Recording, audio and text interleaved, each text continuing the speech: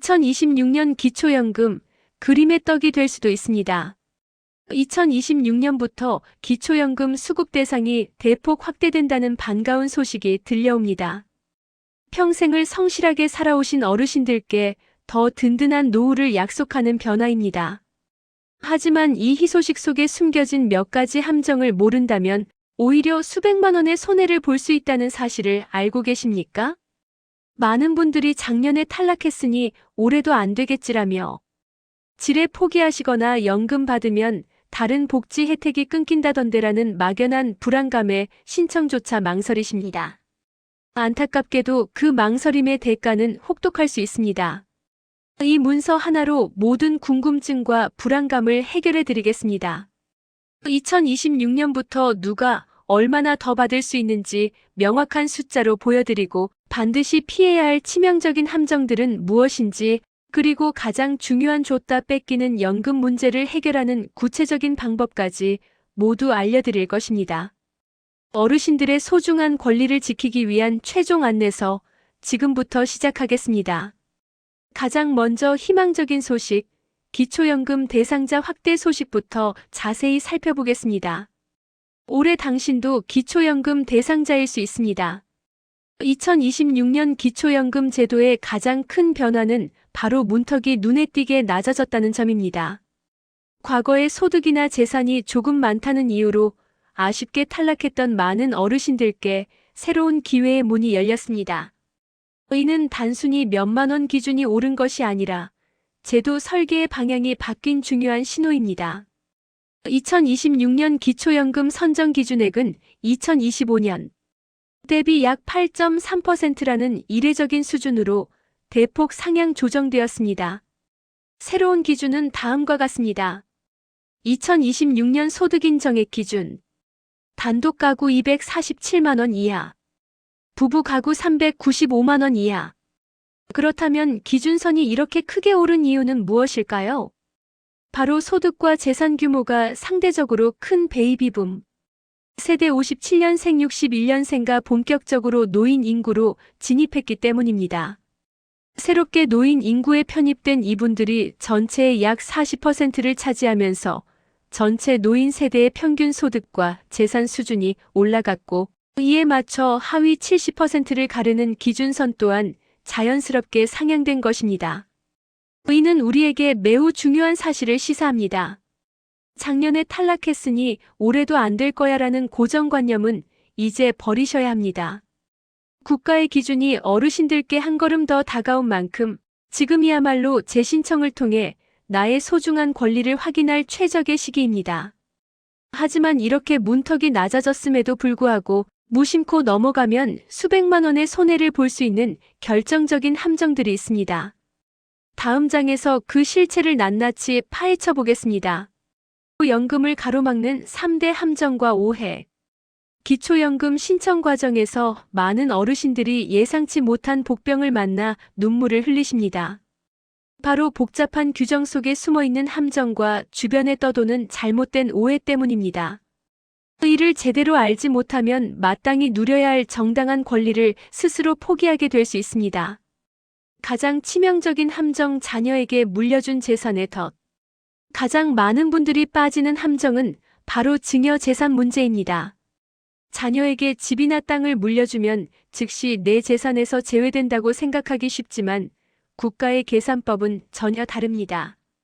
정부는 자녀에게 증여한 재산이라도 최소 5년에서 10년 이상 동안은 여전히 신청자의 재산으로 간주하여 소득인 정액에 포함합니다.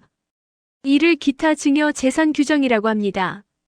증여한 재산 가치는 매달 아주 적은 자연적 소비 금액만큼만 차감되기 때문에 그 꼬리표가 아주 오랫동안 따라다니게 됩니다. 예를 들어 5억 원 상당의 아파트를 자녀에게 증여했다고 가정해 봅시다. 어르신 입장에서는 이제 집이 없으니 연금을 받을 수 있을 거라 기대하시겠지만 서류상으로는 여전히 수억 원대 자산가로 분류됩니다. 이 때문에 향후 몇 년간 기초연금 수급 자격이 박탈될 수 있습니다. 좋은 마음으로 물려준 재산이 오히려 부모님의 노후 연금줄을 끊어버리는 족쇄가 될 수 있는 것입니다. 기초연금에 대한 대표적인 3가지 오해 바로잡기. 잘못된 정보는 신청을 포기하게 만드는 가장 큰 적입니다. 가장 대표적인 오해 3가지를 명확하게 바로잡아 드립니다. 오해 1. 자녀가 잘 살면 나는 무조건 탈락이다. 진실 아닙니다. 기초연금은 오직 어르신 본인과 배우자의 소득과 재산만을 기준으로 심사합니다. 자녀가 아무리 부유해도 자녀가 서류상으로 확인되는 정기적인 용돈을 드리는 특별한 경우가 아니라면 자녀의 재산은 심사 대상에 전혀 포함되지 않습니다. 자식 눈치 보며 신청을 포기할 이유가 전혀 없습니다. 오해 2. 국민연금을 받으면 기초연금은 못 받는다. 진실 아닙니다. 국민연금을 받고 있어도 기초연금 신청은 가능합니다. 물론 국민연금 수령액에 따라 기초연금이 일부 감액될 수는 있습니다. 하지만 감액되더라도 신청해서 일부라도 받는 것이 신청조차 하지 않는 것보다 무조건 이득입니다. 오해 3. 집 한 채만 있어도 무조건 탈락이다. 진실 아닙니다. 내가 살고 있는 주택에 대해서는 기본재산공제라는 큰 혜택이 적용됩니다. 대도시 기준으로 무려 1억 3,500만 원을 집값에서 먼저 빼고 계산합니다. 따라서 집값이 어느 정도 있더라도 다른 소득이나 금융재산이 적다면 충분히 기초연금을 받으실 수 있습니다. 따라서 집값이 10억 원이 넘는 분들도 다른 소득이나 재산이 없다면 기초연금을 받을 수 있는 경우가 생기는 것입니다. 이러한 일반적인 함정보다 더 복잡하고 중요한 문제가 있습니다. 특히 다른 복지 혜택을 받고 계신 어르신들이 반드시 알아야 할 줬다 뺏기는 연금 문제의 해결책과 그 과정에서 새롭게 등장한 위험에 대해 다음 장에서 심층적으로 파헤쳐 보겠습니다. 줬다 뺏는 연금의 해결과 새로운 위험. 기초연금을 신청하려는 어르신들의 가장 큰 고민 중 하나는 연금을 받으면 생계급여나 주거급여가 깎여서 총액은 똑같다는 이른바 줬다 뺏는 문제였습니다. 2026년부터 이 문제가 어떻게 개선되는지, 그리고 이 과정에서 반드시 주의해야 할 의료급여라는 새로운 위험이 무엇인지 정확히 아는 것이 내 노후를 지키는 핵심입니다. 주거급여와 생계급여 드디어 시작된 진짜 혜택. 2026년부터 주거급여와 생계급여 수급자에게는 매우 긍정적인 변화가 시작됩니다. 주거급여 수급자 자격은 지켜드립니다. 가장 극적인 변화입니다. 이제 기초연금을 받아 소득 기준을 초과하더라도 주거급여 특례가 적용되어 수급자 자격은 유지됩니다. 비록 통장에 들어오는 현금 지원액은 줄어들 수 있지만 수급자라는 자격이 유지되는 것이 훨씬 중요합니다. 이 자격 덕분에 전기세, 통신비 감면, 양곡 할인 등 실질적인 부가 혜택을 계속해서 누릴 수 있게 됩니다. 생계급여 진짜 인상으로 실수령액이 늘어납니다. 2026년부터 기초연금 인상분의 일부를 소득 계산에서 제외하는 방식으로 제도가 개선됩니다. 과거에는 기초연금을 10만 원 더 받으면 생계급여가 그대로 10만 원 깎이는 시기였지만 이제는 삭감폭이 줄어들어 실제 통장에 들어오는 총액이 늘어나는 진짜 인상이 시작됩니다. 가장 치명적인 위험은 의료급여, 탈락 경고. 하지만 모든 문제가 해결된 것은 아닙니다. 오히려 더 치명적인 위험이 도사리고 있습니다. 바로 의료급여, 탈락 문제입니다. 주거급여와 달리 의료급여에는 특례 제도가 없습니다. 따라서 기초연금을 받아 소득 기준을 단 10원이라도 초과하면 의료급여 자격이 가차없이 탈락될 수 있습니다. 의료급여 자격 상실이 왜 무서울까요?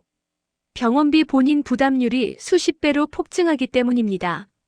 병원비가 100만 원 나왔을 경우 의료급여 수급자는 본인 부담금 몇천 원 수준, 일반 건강보험은 본인 부담금 20만 원에서 30만 원 수준. 특히 고혈압, 당뇨 등 만성질환으로 병원을 자주 이용하시는 어르신이라면 상황은 더욱 심각합니다. 매달 기초연금 35만 원을 더 받으려다 연간 수백만 원의 병원비 폭탄을 맞을 수 있는 최악의 상황에 처할 수 있습니다. 이처럼 복잡한 변화 속에서 나의 소중한 연금과 복지 혜택을 모두 지키기 위해 지금 당장 무엇을 해야 하는지 구체적인 행동 계획을 다음 장에서 제시하겠습니다. 지금 당장 해야 할 4가지 행동 계획. 복잡한 제도를 이해하는 것에서 그치면 아무 소용이 없습니다. 직접 행동으로 옮겨야만 나의 소중한 권리를 지킬 수 있습니다. 누구나 쉽게 따라 할 수 있는 명확한 4단계 행동 계획을 제시합니다. 1단계 모의 계산으로 가능성부터 확인하기. 주민센터에 무작정 방문하기 전 내 소득과 재산으로 기초연금을 받을 수 있는지 미리 가늠해 보는 것이 좋습니다. 인터넷 포털에서 복지로 사이트를 검색해 기초연금 모의 계산기를 이용하시거나 자녀의 도움을 받아 확인해 보십시오. 컴퓨터 사용이 어렵다면 국민연금공단 콜센터 국번 없이 1355에 전화해 대략적인 가능성을 문의하는 것도 좋은 방법입니다. 2단계 의료급여 수급자는 반드시 사전 상담하기. 가장 중요한 단계입니다. 만약 현재 의료급여 혜택을 받고 계신다면 기초연금을 신청하기 전에 반드시 거주지 주민센터 담당자와 상담해야 합니다.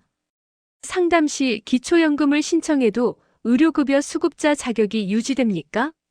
라고 명확하게 질문하고 확인받는 절차를 거쳐야 합니다.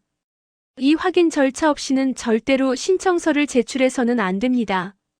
3단계 수급 희망 이력 관리 제도로 안전망 만들기. 모의 계산이나 상담 결과 지금 당장 자격이 안 된다고 해서 실망할 필요 없습니다. 주민센터에 방문하여 수급 희망 이력 관리 제도를 신청해 두십시오. 이 제도를 신청해 두면 향후 5년 내에 법이나 제도가 바뀌어 수급 자격이 생겼을 때 국가에서 먼저 연락을 주어 신청을 안내해 줍니다.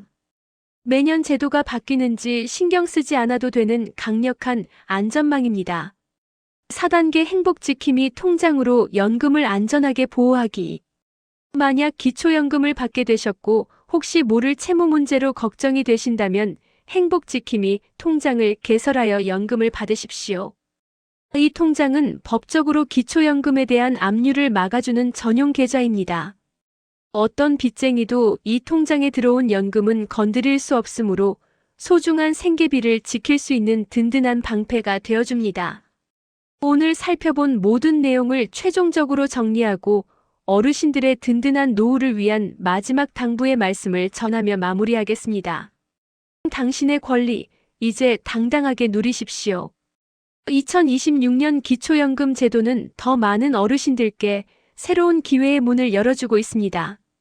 하지만 오늘 우리가 함께 살펴본 것처럼 아는 만큼 더 받고 모르면 손해볼 수 있는 복잡한 현실 또한 존재합니다.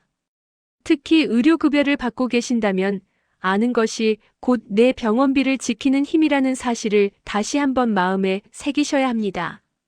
기억하십시오. 기초연금은 국가가 베푸는 시혜가 아니라 평생 이 나라를 위해 헌신하신 어르신들의 당당한 권리입니다. 주저하지 마시고 미안해하지 마시고 당당하게 문을 두드려 상담받고 신청하십시오. 앞으로도 저희는 복잡하고 어려운 복지 정보를 가장 알기 쉽게 풀어드려 어르신들의 든든한 길잡이가 되겠습니다.